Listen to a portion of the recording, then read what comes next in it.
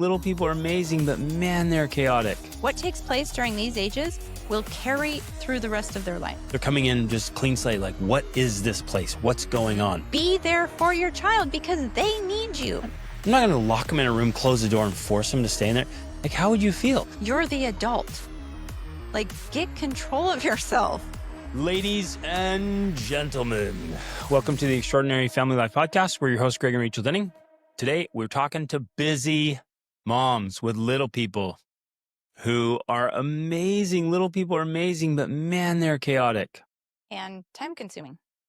Well, and messy and time consuming. And did I mention messy? Yeah. And they don't give a crap about your agenda And your ambitions. or your schedule, which I think God designed it like that because we've thought through everything. I'm going to do this and this and this and this and this and this and this. And at this time, I'm going to do that. And we have this whole plan. And the little kid just like, I don't care about anything you have planned. In fact, I don't understand what that word even is. I'm hungry, or I want to play, or I want to sleep, or I just want your attention. Right. And I will demand it. So we want to talk through all of that. And so today we're specifically addressing parents with young children. We currently have older children. And so I think a lot of our episodes talk to parents with older children, but we still love parents with young children. And we love the phase when children are young, even though it is all those things you just said. So we want to talk about strategies, approaches, and most importantly, the underlying framework and mindset we need to have during this time period, because I think ultimately that's the most important thing. Like that's what we really want to emphasize. So I'm super excited to talk about these things. Same. Because we love babies. I love babies. And if it were up to me, we would still. Yes. If you were the one that could babies. have the children, we would keep having babies. Yeah. I'm like, what? More? Let's go. I love little kids. Sometimes I'm envious of people who have 10, 14 kids. I'm like, let's go. I am not envious of the sleepless nights. Mm-hmm. I'm not envious of the nonstop messes and the demands that they require. But there is so much magic, I think, in little people. Joy. And it's easier for us to say that now that our youngest is 8 and our oldest is almost 23. I mean, it's easy to say, oh, those ages are so magical. Right. So When those you're in the listening are middle of like, it, it's easy for you guys. You're sleeping through the night. You get to go out to nice restaurants and take vacations and go on dates. But I do want to say this with total sincerity. We're not making this crap up. We enjoyed that time. Yeah. Like we enjoyed the little people. I had a blast with it. I thought it was so fun. When our 7th was born, our 6th was only, what was she? Maybe a year and a half, 2 years. I think she was actually 2.5. So then we had this little, I had this running stroller thing. We lived in Germany. Strap them both in there and just go run through the forest in Germany every day. Amazing. They loved it. I loved it. It was so bad. So maybe that's the first strategy there. It's like dad's got to lean in, man. And I know dads are working and got all kinds of stuff going on. We have to take care of all kinds of logistical things in the house and the cars and all this stuff. But we also have to take on that joyful responsibility of giving mom a break. And it's not babysitting. Dads don't babysit. Right. There's no such thing. It's like, these are your kids. And if you have to go away to work, that means you have to make up for your absence by being all in. Like none of this crap of coming home and plopping down and watching TV and saying you're with the family. That's garbage. Yeah. You got to come home and be engaged. You got to come home and be a dad and find fun, cool things that are fulfilling for you and exciting for them that you all enjoy and do those things all the time. Now I can hear you saying, man, I'm tired. Great. Get over it. Like generate some energy. And again, I say that because I figured it out myself, but I also teach my guys, I teach the men that I coach how to generate energy. Mm-hmm. So energy is renewable. And that has to be one of the main things we talk about today is like, you got to generate energy. So dads, you got to come home, get re-engaged, get excited, dive in with those kids and the chaos and the craziness and lean in and be the adult, be the king in your kingdom. Yeah. And that gives mom this huge break, which I know that's one of the things we're going to talk Right. about today is moms have to have this window where they're like, oh, this is my recovery window. This is my personal time. This is when I feel like a normal human being again, a Exactly. woman.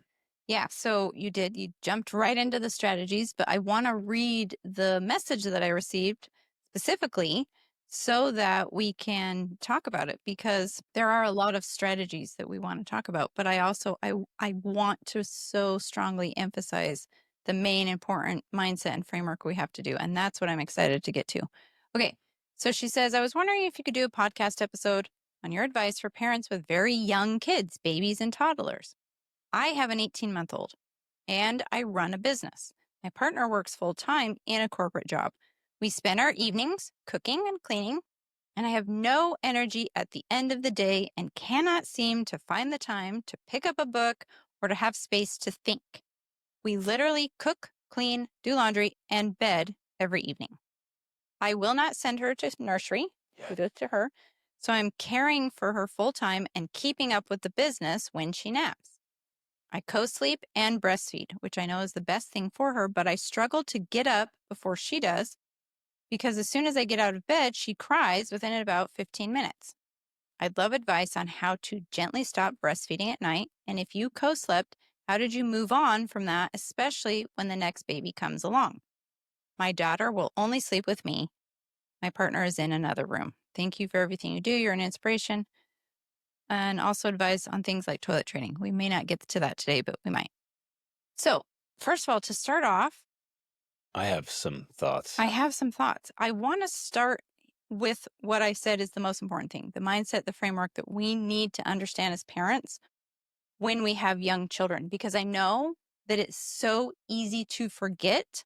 Because she actually sent me another email and she talked about how she's so ambitious and driven. I can relate because I'm the same way. She has all these things she wants to do. She wants to read. She wants to build her business. She wants to scale. She wants to like all the things. I get that because I am the same way. But we have to understand, especially as mothers, but I would say as mothers and fathers, that these years when they are young, Erica Comiser says 0 to 3. I would say even 0 to 5, 6. I would say 0 to 25. But with what I'm about to say, if you have to choose, I would focus on those younger ages.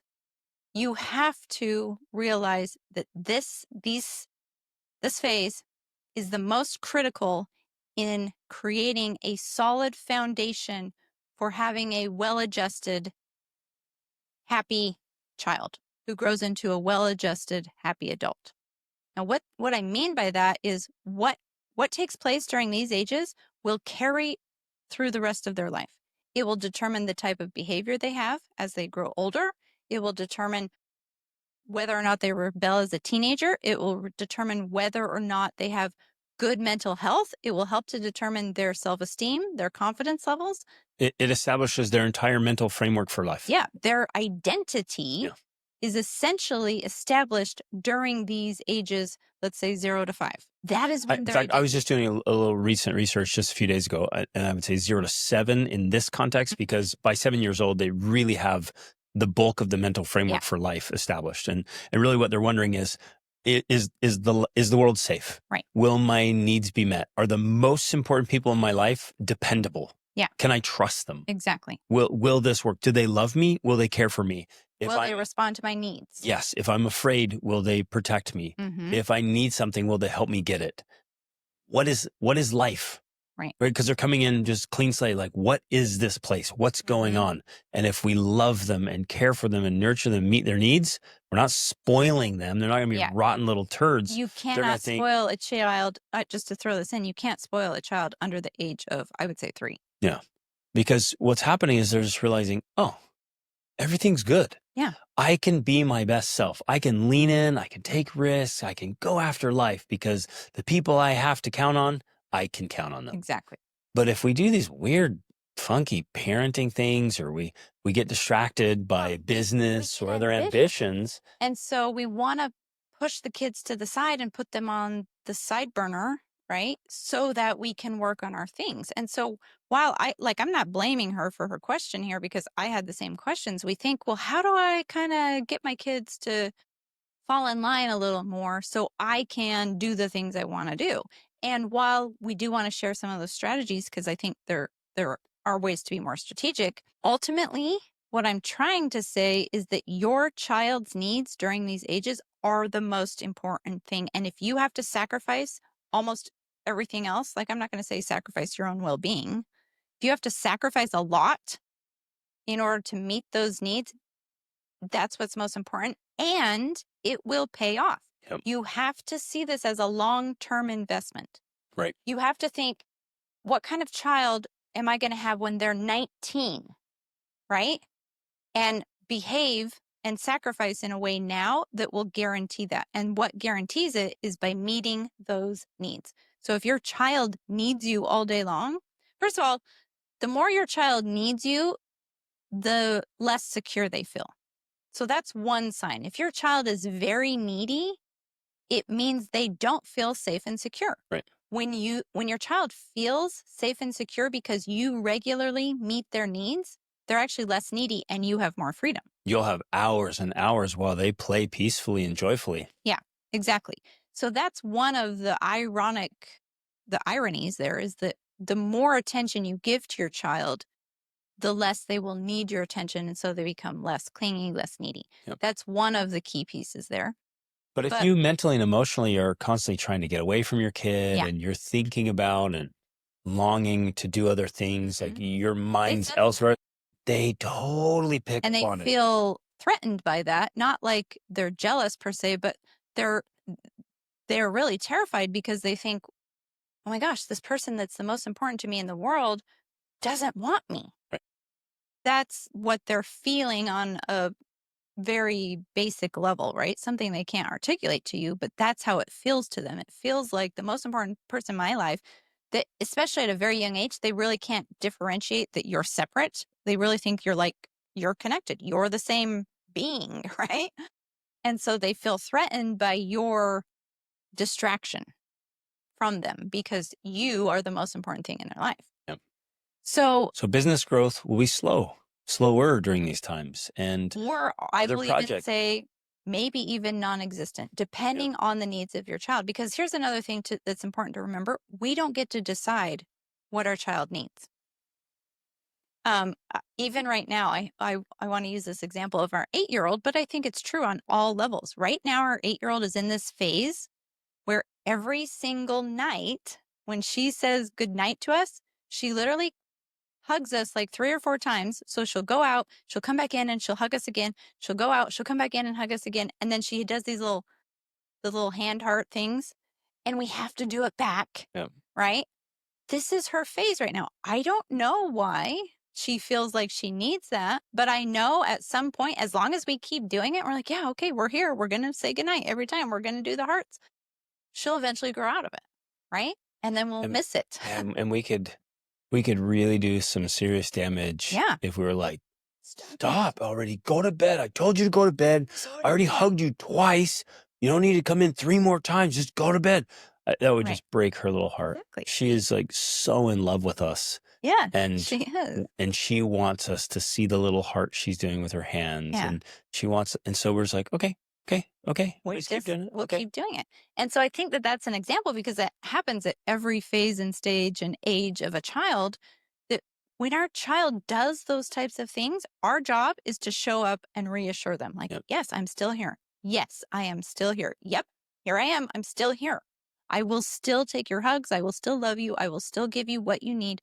I am here for you and I'm not going away. That is what they need the most. That never ends. It does. If you have a good relationship with your children, that will never end. Because when they're married, when they're exhausted, when they're new parents, and they're like, guys, help. I need help. And mom and dad is like, hey, we're here. We got you. Yeah. You're good. Well, we help with their kids, our grandkids. And even this is fitting for marriage. Like Rachel needs to know, I'm here. Yeah. I'm here. I'm listening. I know you're feeling everything, and you need to vent and process. I'm here. Because ultimately, that is the foundation of emotional health and emotional well-being and mental health, is having that security and that stability, knowing that, like you said, you can count on the people in your life that are important to you. And Yep. that's what it's all about. Exactly. And even while you were saying that, I thought of another example with our older children yesterday, because we have an 18 and 19-year-old girl and boy, and they're moving into that phase where they're also figuring out what the opposite sex is like, oh, boys think differently than girls, and all these things. And so they both came to me and to talk to me about things, and I'm there helping them figure out the emotions, figuring out the complexity. And as I was going to bed, my 18-year-old gave me a hug and was just like, thank you so much that I can come to you, I can talk to you, I can rely on you. That's what it's about. But we build that type of relationship with our older children while they're babies. Yep. That's when it begins. Now, if we didn't do that, we can repair it. It's not too late. But what I'm trying to say to this mom who has young children is that this is the critical age when you can solidify that for your children. And if you do, it will make the rest of your parenting journey that much easier because you have a solid foundation. Love it. I love that. Again, just reiterating though, ambitions, dreams, goals, fantastic. That's great. Have them, Yeah. but they come third, maybe Yes. fourth. Yeah. So I would say self-care is first, because you can't draw from an empty well. You can't give what you don't have. So you got to take care of yourself. So definitely, if you have to choose between, well, hopefully we don't have to say if you have to choose between yourself and the baby, you have to take care of yourself in order to take care of your baby. It's like putting on the oxygen mask first. But if you have to choose between yourself and the business, you definitely need to choose yourself. 100%. Like, forget the business, focus on yourself. Yep. Same with the baby. Baby your business, baby first, then the business. Right. But then don't neglect your husband either. Remember, you're married. You're still a wife. And moms are like, they just lean in, they just fall in love with their babies, and the baby replaces the husband. And in this case, the husband's in the other room. Like, no way, Jose, that he needs to get back in the room. I'm going to talk about that though. I'm good, because I'm going to talk about it too. Because that needs to happen. But let me finish my point. Like, you can't neglect the husband either, because if you go self baby business, then husband, he's not going to stay around, because he's like, what? I'm out of here. And this I'm sure is an unpopular opinion, but it needs to be said. I think especially during this phase, if a woman has to give up business and career, great. Yep. Because you'll have time for that later. And I'm speaking from experience. I did. I tried to work on things during those phases, and I always just ended up feeling burnt out, overwhelmed, and unhappy. And when I decided to put it on the side burner or the back burner, the business, the career, I thrived. I did better. Mm-hmm. And now I have time to work on the business. So there will be a time to work on the business. But your children, they have an expiration date, because eventually they grow out of childhood. And then you've missed that chance. So this is the priority. This is what matters the most. Even if you have to sacrifice those other things, because yes, I agree with you. The husband definitely needs to come before the business. Yep. So one of the things I want to say is that if we focus on putting those things in their proper place, then we actually feel better. And sometimes we even have more energy to be able to then, like, okay, yeah, I can do some business stuff, because I've filled those other buckets that are the most important. And those are what support me. They give me that energy I need to be able to do all the other things. So sometimes, like, she's saying we're literally cooking, cleaning in bed every night. She's exhausted. Sometimes what needs to happen is, instead of doing the things you think you should be doing, the cooking and the cleaning and the laundry, you're like, you know what, forget that. We're going to go have sex, or we're going to sit and cuddle and talk, or we're going to do something that refills us, that helps us recover, rather than just grind. Because everything becomes transactional at that point. It's like, that's lame. Like, what are we living for? Yeah. To pay the bills, to play house together, to be roommates? This is stupid. Yeah. And so, even with the kids too, it's not just feeding, cleaning up, bedtimes, naps, blah, blah. It's like, have fun. Right. We should be enjoying it. Yeah. Enjoy every minute of it, every phase. Like, oh, look what she likes now. Let's do this. Let's do that. Let's try that. Let's Like, have our lives be filled with beautiful things. Do crafts and fun things together. Right. So like what fills you is like you can do, yeah, you can go out to the lake or the pond or the park and or go just sit on the grass and enjoy the sunshine and play in the snow, like all these things that both of you are getting satisfaction and fulfillment and renewal. And I think if there is ever a time to do that in life, it's definitely during those ages like that. Like, I'm giving you permission if you need it to like really just revel in that kind of stuff because I think and maybe it's just me, but I think a lot of mothers, we have this idealized vision of like childhood and raising children. And it's like a picnic blanket in the sun and these beautiful little children sitting there, like that's a vision that we have. And I'm saying this is the time to do that thing. We don't have to wait. Now, one of the concerns we may have, and sometimes maybe one of the drives we have to building a business is money. So I'm not going to say that doesn't play into it, but what I'm trying to say is even if you have to live on a budget or simplify or go minimalist, I think especially during these ages, it's worth it and that it makes a difference. You and I did that. That was the approach we did when our kids were young. We started traveling, but we traveled on a budget. We went full minimalist. We were very minimalist. Very simple lives. But our kids grew up in like the jungles of Costa Rica and they were out playing with machetes and like there was just total freedom. There wasn't a lot of stress and structure and like things had to be a certain way because of societal expectations. We just lived, they had a carefree childhood. We had a carefree life. Like it really was an amazing way to raise young children because that's what they really need most. They need our business grew very, very, very slowly because you and I were both fully involved in raising them, taking care of them, homeschooling them. Like we were fully present with them. And it was worth it. It made a big difference. It does. So that's the underlying emphasis is that really lean in to these years and be there, not in just quality time, but quantity time as well for your children. Now, I do love that she's not sending them to a nursery or daycare. 100%. They're just not good. Daycares are not healthy places for children. They should not be in a daycare if at all possible. Well, they mostly need to be with you, the mother, or at the very least with the father. One of those most important people in their life needs to be with them 24/7. I love that she's co-sleeping and breastfeeding. Those are obviously great things to do. We co-slept. I think by 18 months, though, there needs to be a bed nearby. It depends, yeah. But you should definitely start making that transition. And we did that because she asked specifically. So we co-slept with all of our children, even our adopted. I mean, when we adopted our first, we started co-sleeping. And we did it with all of them. But you can definitely start to transition them out because everybody does begin to sleep a little better. And I would put a little bed or a little crib thing next to the bed. So they were still in the room. Yeah. But they were nearby.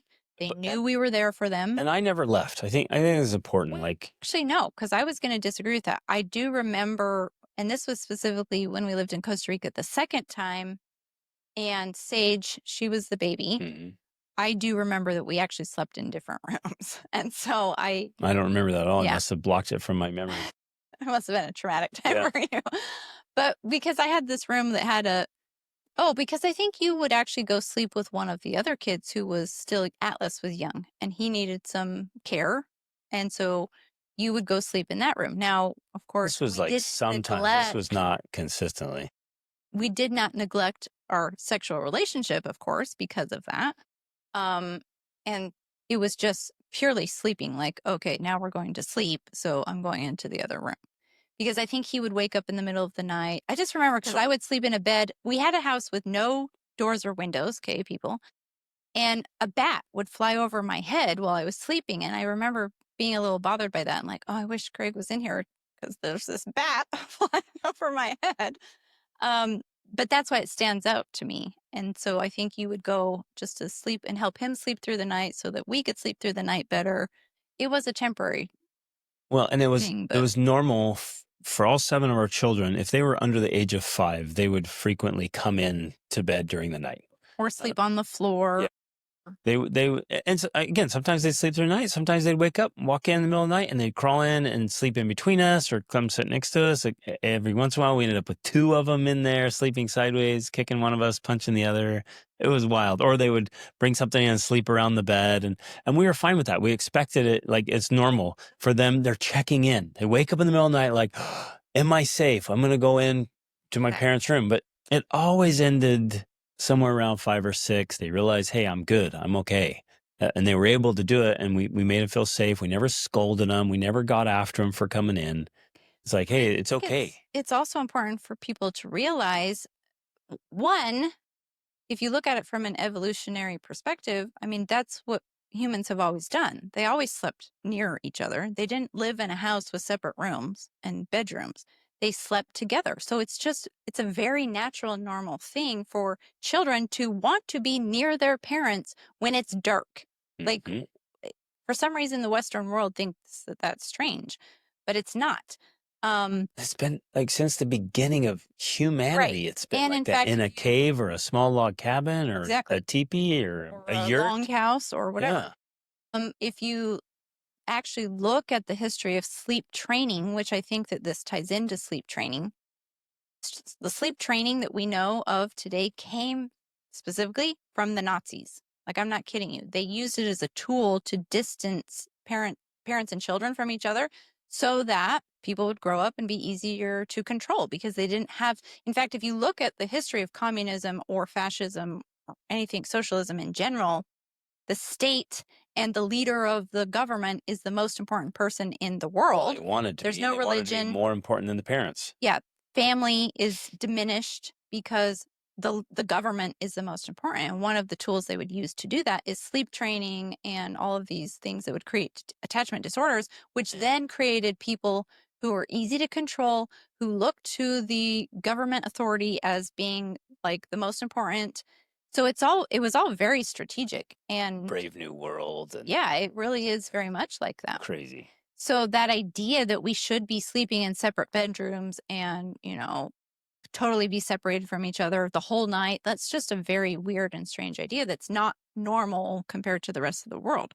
But the other thing I think that's important to point out, because people have asked us, like, we live this travel lifestyle, we've been to 60 countries, we've lived in dozens of countries, we moved a lot, and people thought, well, how can you create family stability in that type of situation? Like, it's not possible because you need to stay in one place and have routines and have stability. But one of the ways we've been able to do that is because these types of things, co-sleeping and allowing them wherever we were in the world, it didn't matter. They would come into our room and they felt safe and secure. Like, my parents are here. So it doesn't matter where we are or if I'm in the same bed or if I have my stuff, my parents are here and I Right. feel safe. Which is, I think, an important principle. Like, that kind of stability and security is not location dependent. Exactly. A lot of people think it has travels to with do with location. It doesn't. It has to do with relationships Exactly. It's relational. and Yeah. bonding and attachment. Right. Yeah. So, but that, of course, doesn't mean, like, now none of our children sleep with us, right? We all have our own bedrooms. They all sleep in their own beds in their own rooms. And I think it's worth sharing here. Um we did the co-sleeping when they were little, and then sleeping next to us as much as we could, like in the same room and in a little bed. From like 18 months to 5 years, depending on the child. And usually not even that old, but then we would, get them into another room, especially when they had siblings, and then they would go in there. Yeah. They had When each they slept other. with siblings, it was easier too Yeah, because way they easier. have their siblings to Yep. sleep with, and that helps. And so and we would often go in and lay down by them and help Mhm. them go to sleep, and sometimes lay there until they went to sleep. Mm-hmm. And then, inevitably they'd wake up sometimes, not every night, but sometimes they'd come back in. Okay, whatever. But we're gently teaching them that you can go to sleep in your room. And And if you wake up, you can come in and it's okay. And so we gently build that security, and now they're Mhm. all fantastic and, Yeah. and totally solid. So in this scenario here, when she has an 18-month-old, she's still breastfeeding. Probably my suggestion, if it was me, is I would be getting another bed that was next to the bed whether that's a little crib or a playpen, or they even sell nowadays, I think, like a bed height crib with 3 walls, something like that, so that you can begin to make that transition where they're still in the room with you because they want to be. It's normal. Yeah. It's not normal for an 18-month-old to sleep in a room by themselves. It's not.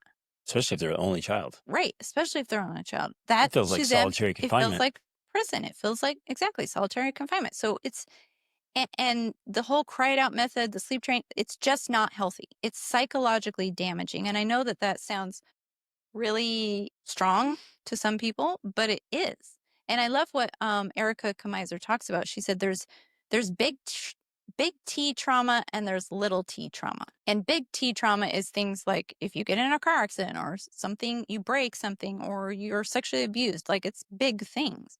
But she said every single one of us has been experiencing little T trauma throughout our childhood. And it's things like being left to cry it out. Because to a young child who's all alone and can't control their environment or what's happening to them, to be left alone and then have no one respond to you when you're crying, all it says is, I don't live in a safe world. I can't trust the people around me because when I cry for their help, they're not there for me. And you put them behind bars, like in a crib. Right. And then they just scream and Yeah. scream and scream. So it's not it's healthy. messed up. It's psychologically damaging. It is a little T trauma.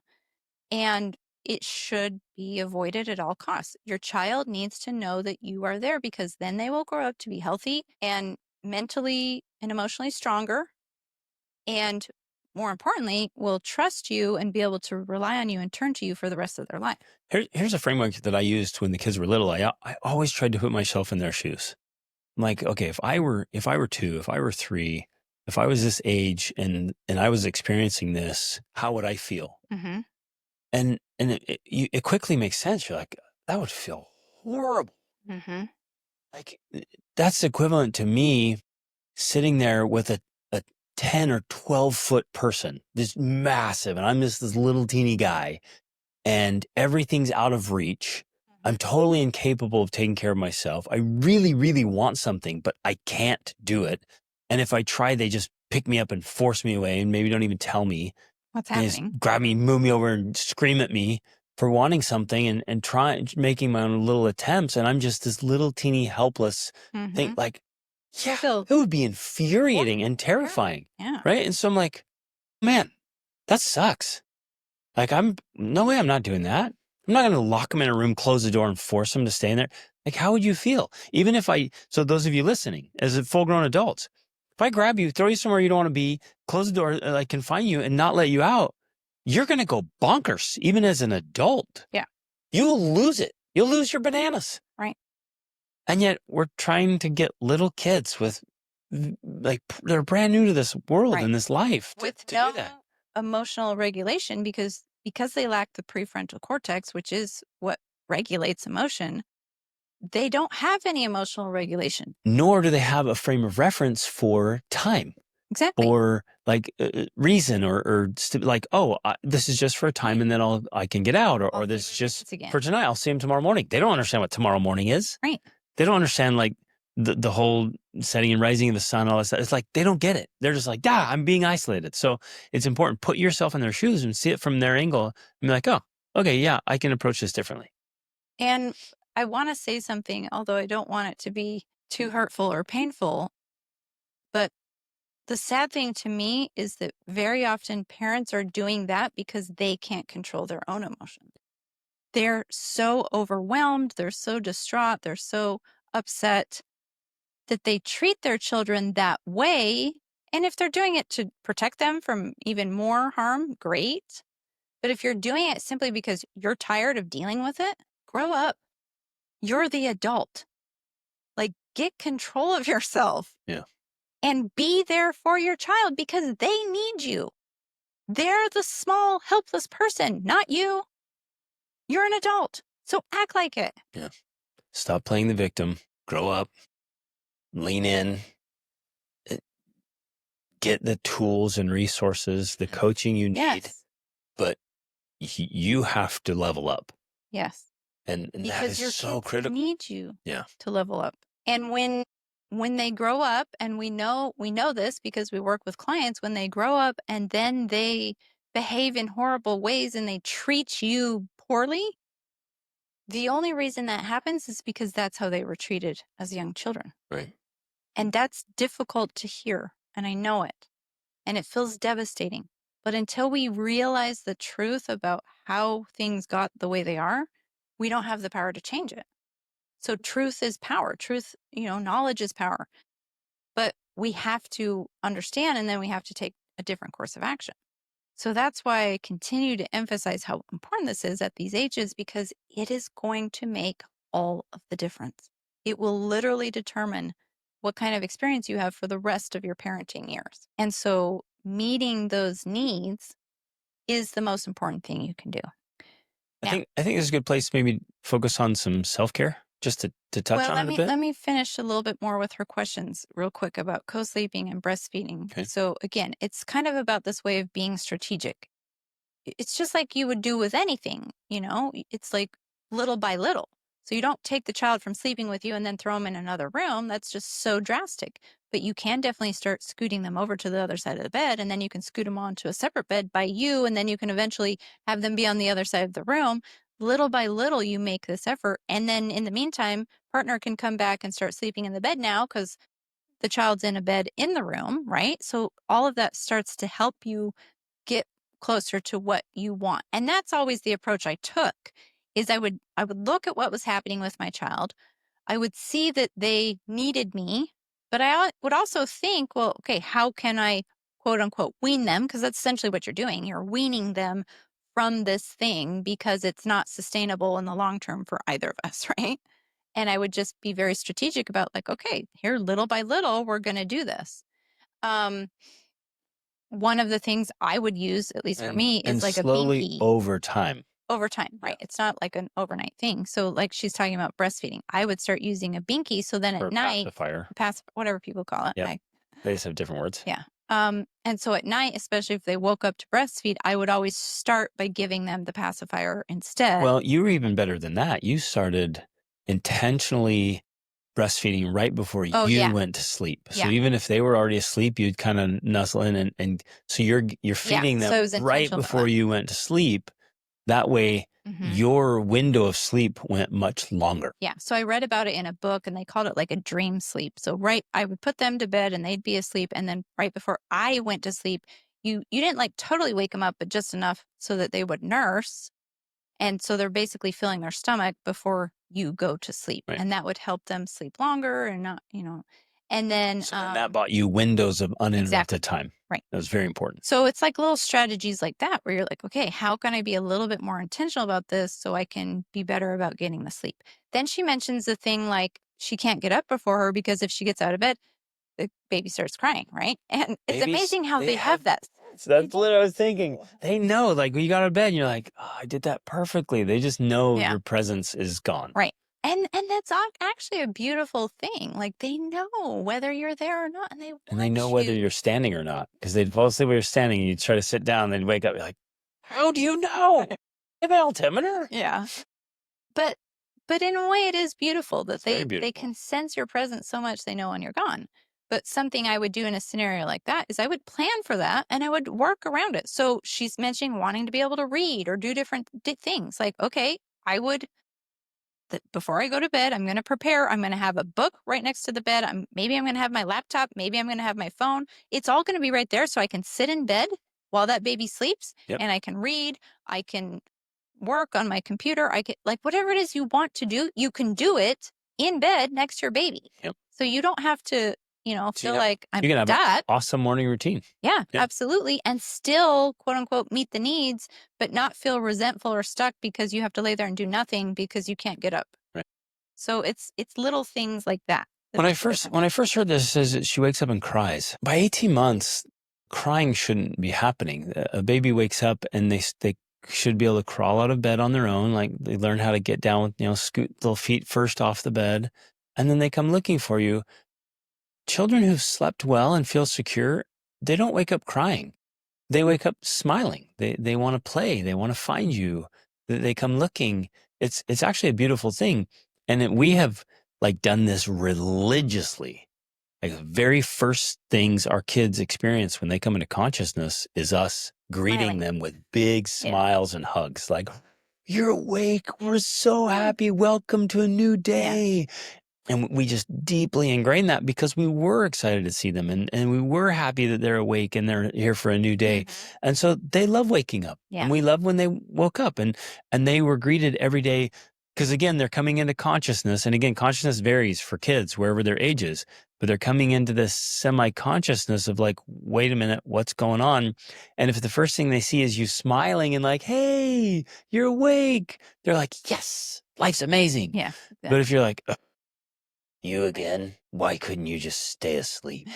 You're interrupting my life. Exactly. And if your child feels like an interruption to your life, Well, then that's when the devastating. neediness and the clinginess Yeah. and the crying increases because it's their way of responding to feeling unloved or feeling unwanted, right? And so, yeah, that is a good point that you brought that up. Okay, you said there was something else you wanted to talk about. I want to address this whole idea of self-care. Oh, yeah. So that you're filling your well. Because if you feel full, you're so much more capable. And we all feel better when we are in a good state, physically, mentally, spiritually, emotionally. When we're in a good state, we make better decisions. We respond better. We react better. We behave better. Our habits are better. We're more motivated. We're more disciplined. Everything is better. As a mom, I think you're also less resentful. Right. Because moms end up doing things that they feel resentful about doing. But one of the reasons that happens is because they're not doing self-care. They're not recovering. They're not feeling they're well. They're not feeling themselves. And so they do the things because they have to do them or they feel guilty for not doing them, but they feel resentful for actually doing them. And so then when they have any kind of window, they're like, I'm going to work on this thing and work on that thing and do this. Yeah. And then when the window ends, you're like, it wasn't enough. It wasn't enough. And so it's always this feeling of never enough. God, I can't wait till my baby goes back to sleep. Or grows up. That's terrible. And then as soon as they go to sleep, you run and try to do some task that you should be taking care of yourself, taking a nap, doing something that fills you, reading a book, stretching, exercising, something that renews you. But we jump on social media and scroll for a long time because we weren't able to, or we try to work on this project knowing it's a gigantic project and you maybe have 30 minutes, but you don't think that. And you're like, it's over. And the kid's crying like, not again. And so you just go along just hating your life and resenting your kids and your life and everything. And my life wasn't supposed to be like this. This is terrible. Where in reality, we're like, hey, wait a minute. Like, what's the most effective thing you can do with your time? Well, take care of yourself.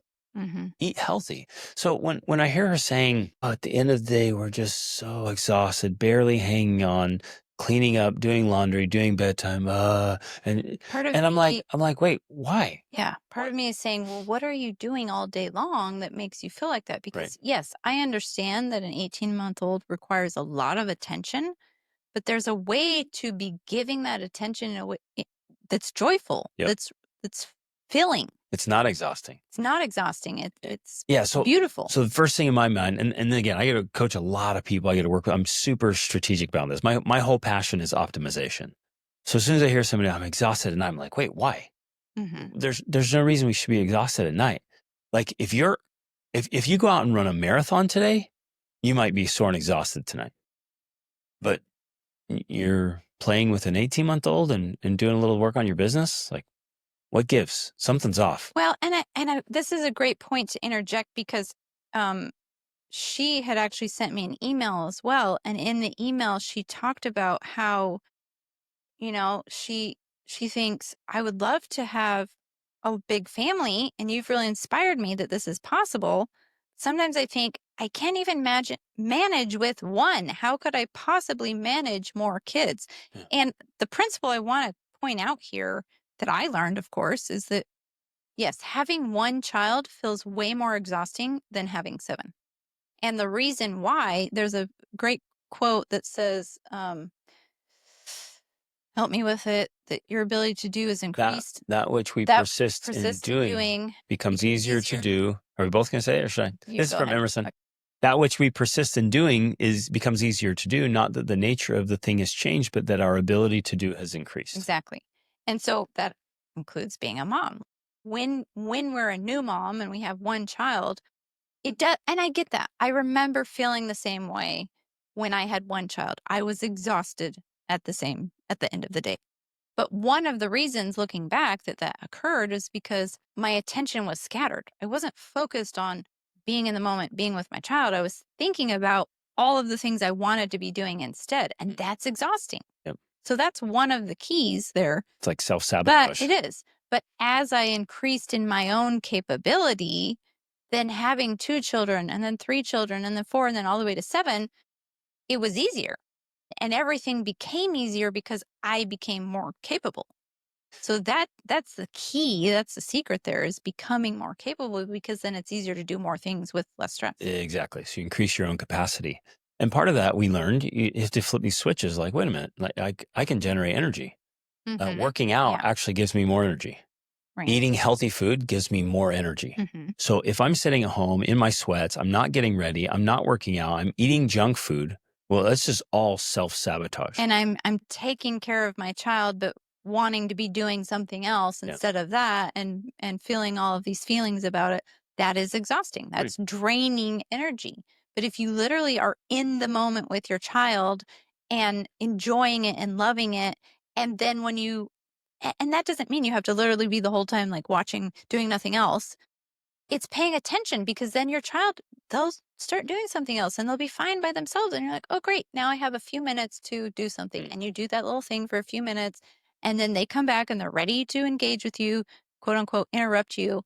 And you say, oh, great. Here I am. Now I will give you my attention. Like she said, reading. She wants to read more. So you sit there and you read a couple pages, knowing full well you're not going to get through a chapter. They'll come back, interrupt, and it's okay. You close the book, wherever you are, engage with the kid, and they're like, oh, good. And then they go off and you open your book back up. You get a couple more pages. Then what we talked about before, where the more you joyfully meet their needs, the less needy they become, and the more that becomes a part of their norm. Exactly. Because they begin to realize, oh, it's okay. I can, quote unquote, give mom time to do the things she wants to do, because when I need or want her, she will be there for me. Yeah, exactly. And so there's this sense of security that gives them this confidence that it's okay if you are distracted by other things, because you will give them your attention when they need it. Yep.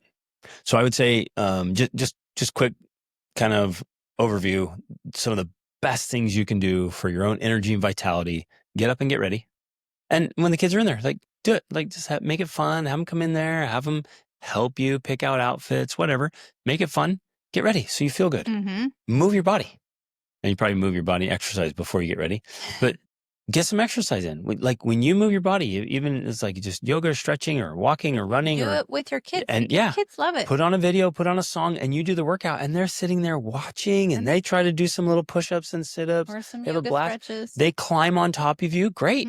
Do your sit-ups and your push-ups with them on your back. It's fun for them. It's hard for you. It's awesome. And you're training them. No, this is what we do in life. Yeah. And then eat well. Get rid of the junk that's in your house. If you're eating or drinking garbage, no wonder you feel like crap. You're putting crap in your body. So the other day, I'm just empty. You're like, well, yeah, look at yourself. You don't work out and you eat garbage. I guess there's some. And even if that's all you did all day with your child and you made it like a good experience for both of you, that would be enough. You're winning. You are winning. Literally, that is the definition of winning at that age. Yeah, and I don't know. I mean, there's some frank talk in this episode here, but it's true. Like, if you're not taking care of yourself, specifically your body, by eating well and exercising, then who do you have to blame? Besides the fact of what you're actually teaching and modeling for your child. Right. Like, this is how life works. This is how parenting works. Parenting works by you paying attention to your children and then showing them how to live. Right. I can run circles around our little kids. I don't want to wear them out. Right. And they're just like, oh, I can't keep up with dad. And they pass out and take naps. I'm like, yeah, let's go. And I still have energy to spare. Right. We've just got to be more strategic and do the things that bring us value and energy and clarity. We got to help ourselves. Problem is, we're trying to play the victim. We're trying to blame the kids. We've got to help ourselves. And then we're capable of far, far more than one cute little girl. That's easy. And keeping in the perspective. I want to keep coming back to this perspective that this feels like a very long time. It feels like, I mean, Right. here it's been 18 months since this child was born and you're still meeting their needs, right? It feels forever. But I want you to know it's not. And I know that She'll this be is 18 so it's fast. cliche. They Yeah. grow up so fast, but it is true. Yeah. And you have a limited time to make an investment that you can never make again. This is your time now to focus on them because every single day they are getting older. They'll never be this Your old again. time is fleeting with them. And you will miss this. And if you don't do it well, will have missed an opportunity to lay the foundation for a well-adjusted child who grows into a well-adjusted adult. Yep. Like it's so, I don't even know how to emphasize this strongly enough for people to understand how important it is to lay this foundation. Yep. Because it will make all the difference, and it will make all of your parenting and the rest of your life, relationships with your children who are adults, that much easier, better, and more enjoyable. I just had another thought. I know you maybe have somebody come over, and so you're there. You're still in the house. We have somebody come over one day a week for a few hours and meet the needs. Get a little snack, play games, take them for a walk, get the water, whatever, so that you can be more focused on some work you want to do. So you're not sending your kid away. Mm-hmm. You're not neglecting them. You're there. You're in the house. They know that. They feel safe, but it's someone else they can play with and have fun. That can meet their little needs. You're distracting them in an enjoyable, pleasant way, so you can have some real focus time for a few hours to help move things forward if that's something that's really important. Yeah. So just start thinking of opportunities or strategies. I think it's good that you said that because we have spent a lot of time emphasizing how important it is and giving up and sacrificing and all of that. And while I think that's true, and if you had to choose, that would be the better way. But the other piece too is that once you build that stability with your children and they feel that security from you, well, then naturally you're going to continue to feel these drives of things you want to do. I mean, that's just a part of who many of us are. We're ambitious, we're driven. And so then it's about being strategic of like, okay, I'm still going to meet my child's needs, but what can I do so I have a little bit more of this time? And that is one example that's great. Then, of course, even having another child. I know sometimes that feels like you're making the problem worse, but over time, having siblings, it's easier to parent children with siblings than 100%. a single child, only child, because they have each other to play with, to distract each other. And that does end up giving you more time and freedom to work on some of these other things. And you don't want the gap to be too big. So right now would actually be a good time to get pregnant. So the answer to your question is go ahead and get pregnant and have another baby. That does not feel like an answer. No, and it's hard. But before we started this podcast, Rachel and I were talking, it's like, yeah, young kids are tough. They are It's a challenging age. Massive amount of work. And we know because our first four, when my fourth child was born, our oldest was 4. So we had 4 children under the age of 4. We know it is very busy. It is very crazy. But we're telling you now, having the experience of that oldest child now being almost 23, that these approaches make the biggest difference for the long-term benefits that you want. Yeah, they work and it's awesome. And then you have a great relationship with your kids. You have all these beautiful memories that you'll have for the rest of your life. They have this, they won't remember these years, but it's recorded. Yes, it's part of who they are. Yeah, exactly. All the little wiring in their brains is being built. All the scaffolding, all the whole mental emotional framework is being built. Yeah. So it's imprinted, it's recorded, even though not remembered. And so when we do it well, they have the scaffolding there and the wiring that just says, hey, things are good. This family's good. Yeah. And they grow up to be great kids. And family life is the best life. It's absolutely amazing. So worth the sacrifices, worth the effort, worth the strategizing to get this stuff right. Right. Okay. Love you guys. Reach upward.